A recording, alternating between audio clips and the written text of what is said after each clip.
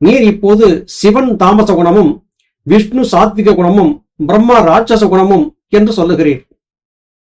அப்படி ஒரு காலம் வருவதற்கு இடமில்லை. ஏனெனில் பிரம்மா சிருஷ்டி கர்த்தா அல்ல. பிரம்மா என்பது அகங்காரம். அந்த அகங்காரமாகிய பிரம்மா மனசிலிருந்து உத்பவித்து அந்த மனசுதான் விஷ்ணு. அது எப்படி என்றால், விஷ்ணுவின் நாபியில் இருந்தல்லவா பிரம்மா உண்டானதாக சொல்லுகிறார்கள். அப்பொழுது விஷ்ணு இல்லை என்றால் பிரம்மாவும் இல்லை, சிருஷ்டியும் இல்லை. தவிர பிரம்மாவுக்கு அண்டஜன் என்கிற ஒரு பெயர் உண்டு. அண்டஜன் என்றால் முட்டையிலிருந்து ஜனித்தவன் என்று பொருள்.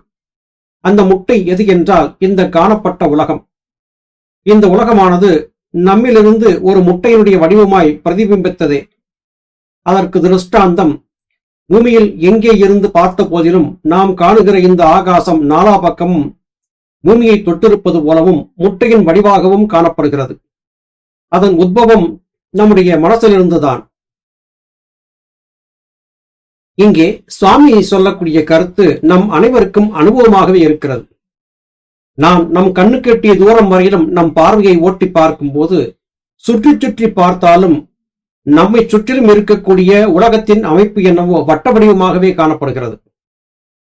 ஆகாயத்தை அண்ணாந்து பார்க்கும் போது தென்படக்கூடிய சூரியன், சந்திரன் ஆகியவையும் கூட வட்ட வடிவமாகவே காணப்படுகின்றன. பூமி ஒரு நீள்வட்ட வடிவமானது என்றே விஞ்ஞானிகள் சொல்கிறார்கள். ஒரு பக்கம் அகன்றும் ஒரு பக்கம் குறுகியுமாக இருக்கிறது. வடதுருவம் சற்று குறுகலாகவும் தென்துருவம் சற்று அகலமாகவும் ஒரு அவித்த முட்டையை கீழ்நோக்கி வைத்திருப்பதை போன்ற ஒரு தோற்றத்திலேயே இந்த பூமி இருக்கிறது என்றுதான் விஞ்ஞானமும் குறிப்பிடுகிறது.